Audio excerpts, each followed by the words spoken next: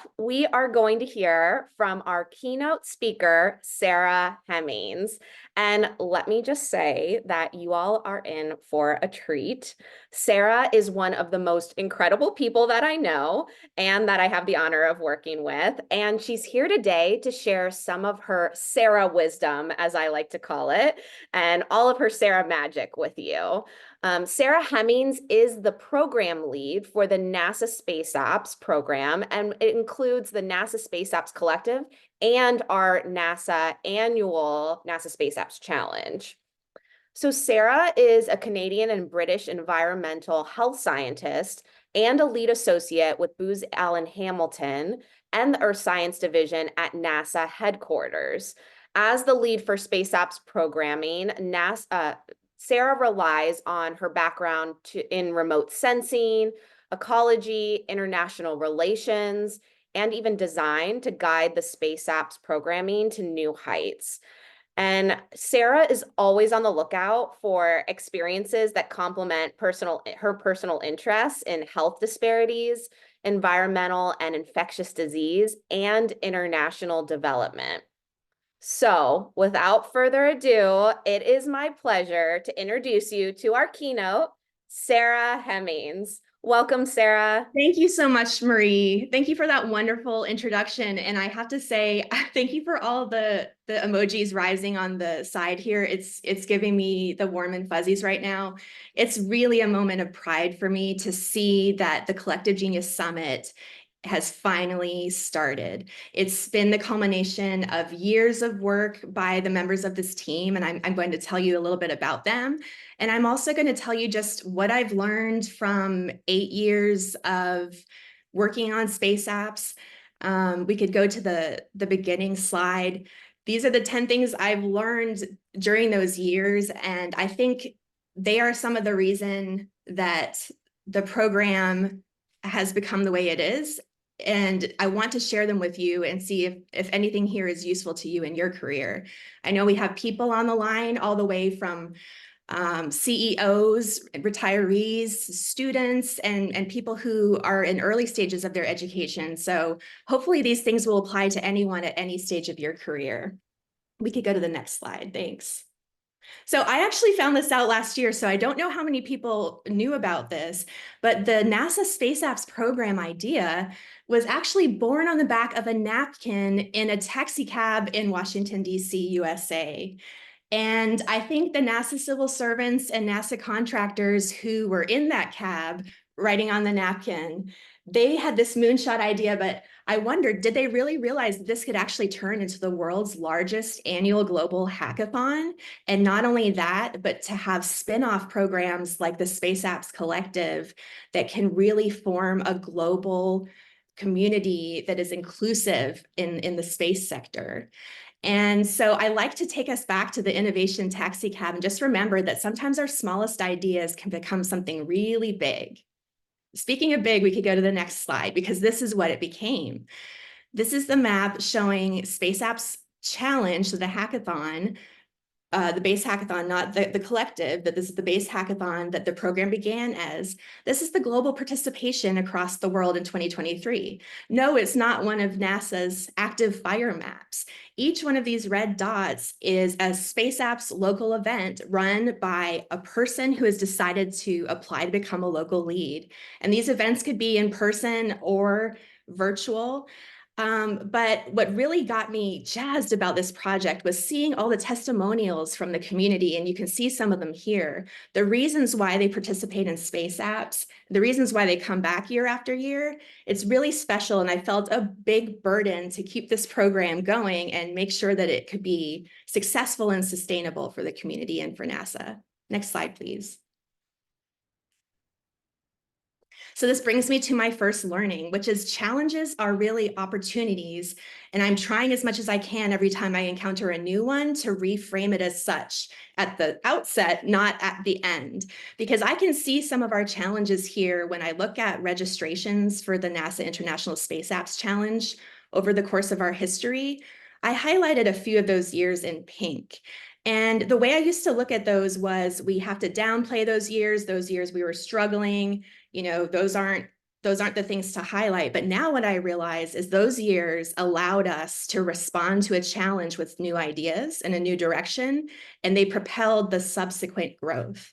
So in 2018, it was an administrative contract thing beyond our control, and it just meant that NASA had to switch the hackathon from April to October, and that resulted in a 30% loss to the world's largest hackathon at that point in their registration. So we felt a great burden of responsibility, and we reacted to this by assembling a team. And in a moment, I'm going to tell you about that. But before I do, the second two pink points for 20 and 21, everybody here knows what that was, the global pandemic.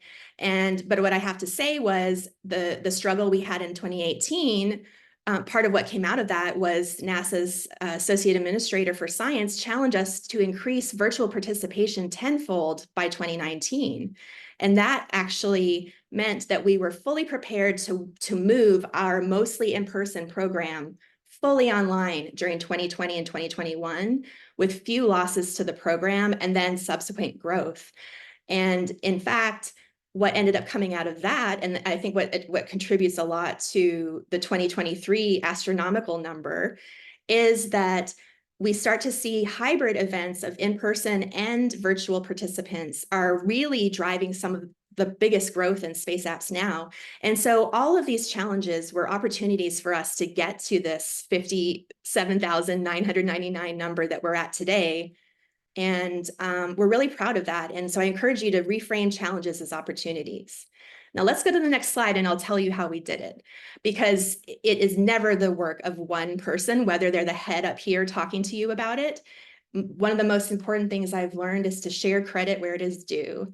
And all of the cliches I could say, teamwork makes the dream work, all of these things, none of this would have been possible without my team. This is a really special group of individuals because they come from 3 different firms that are funded by NASA's Earth Science Division to implement space apps for NASA. And our wonderful client sponsor, the Space Apps program scientist, Keith Gaddis, is in the center there.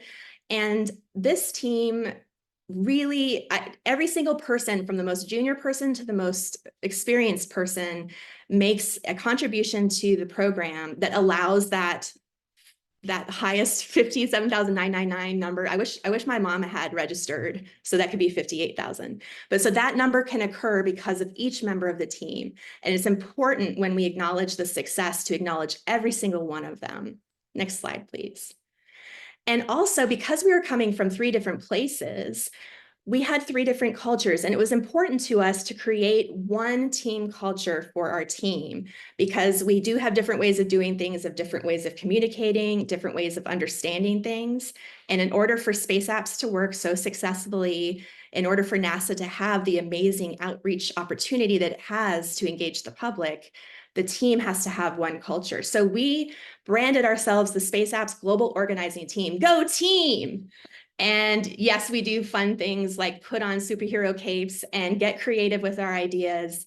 And that, I think, and we could go to the next slide, is one of the reasons we were able to have so much success with space apps. And I think you can see that culture start to infuse into the community. And that's the work of the Space Apps Collective, is for all of our global team to have this culture.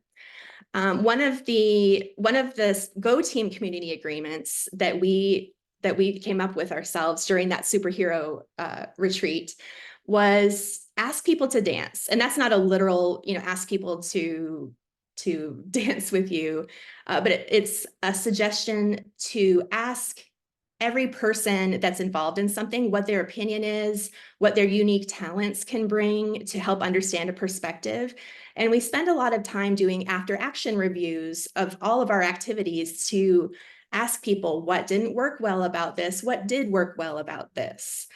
And then we also have gratitude practices. We have Gratitude Friday and a gratitude Slack channel, because it's important to us that, especially in a remote work environment where most of our work is virtual and our community we're interacting with virtually, it's very easy for people to spend so much effort, so much time on things and not feel gratitude for their work. And because they're not meeting people at the water cooler, or in the hallway to feel that gratitude. So we implemented a practice of gratitude, and I think it's done great things for our team. Next page, please.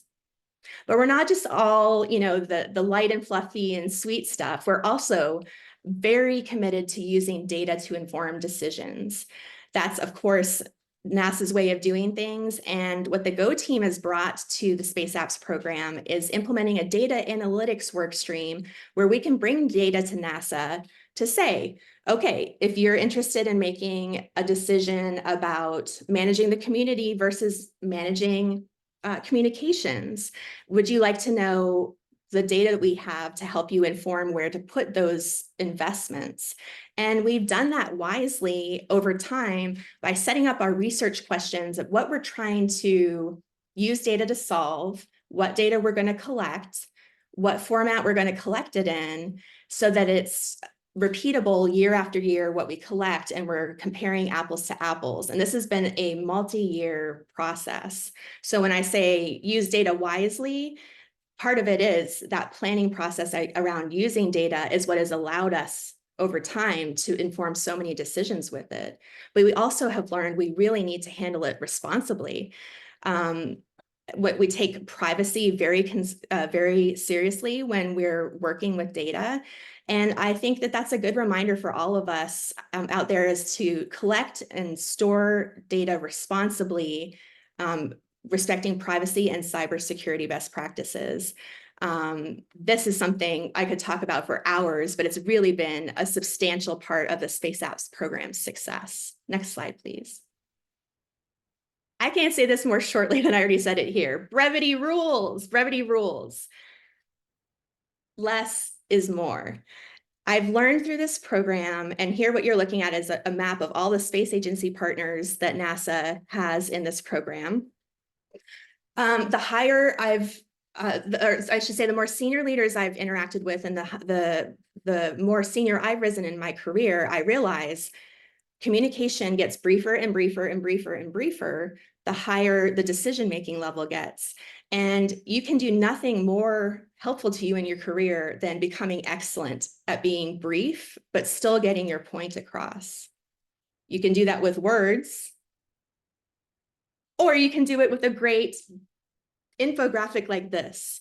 Put dense information up graphically and communicate with people very quickly. And that's been one of the most key points to why Space Apps has become successful. There's also the aspect of nonverbal communication. And because Space Apps experienced so much growth during the pandemic, I started to realize that what can I do in the postage stamp of this camera of space that I have to advocate for the program, advocate for its growth, get us the resources that NASA needs to make their dreams come true for this program. And some of the ways I've experimented with are using nonverbal communication. So you can see there's sort of a color theme happening across the screen here during the Space Apps Winter Celebration last year at NASA headquarters.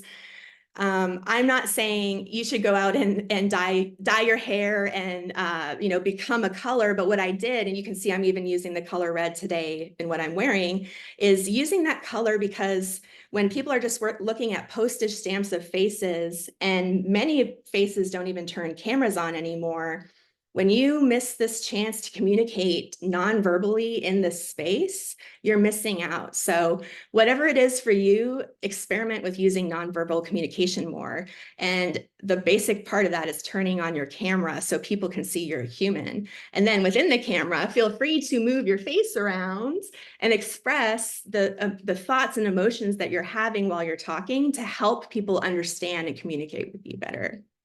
Next slide, please. This one is a fun one that a treasured mentor of mine shared.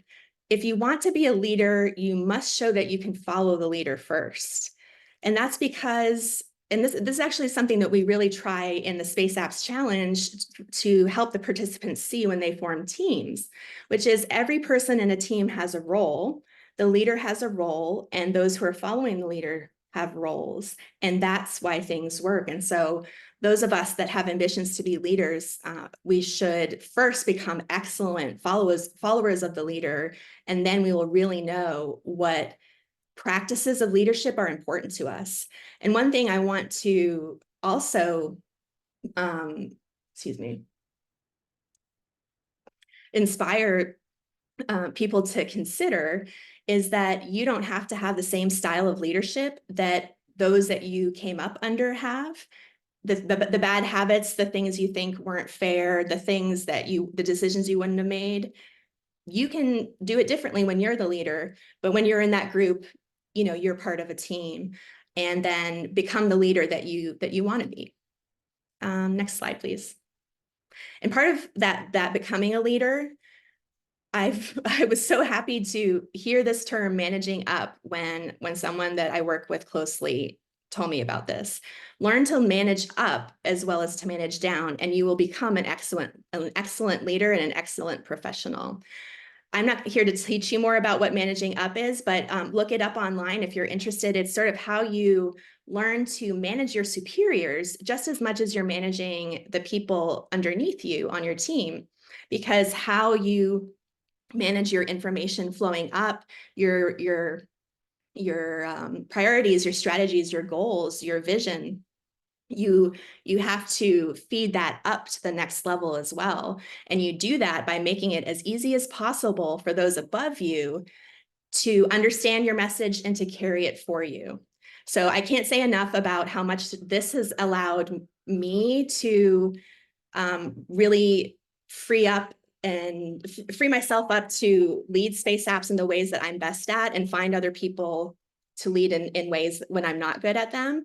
And it's because of managers who can manage up and manage down.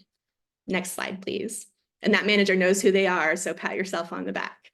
And then finally, coming to my last learning here. This one's my favorite, and this quote by Robert Ingersoll, "We rise by lifting others." It really speaks to me, and it speaks to me about why we began the collective, which is to leverage the success of the Space Apps community, the Space Apps Challenge, of the Space Apps program, to deepen NASA's interaction with the community and to deepen the community's interaction with each other. And I've learned nothing more important than that we rise by lifting others, and Space Apps has risen on this ethic.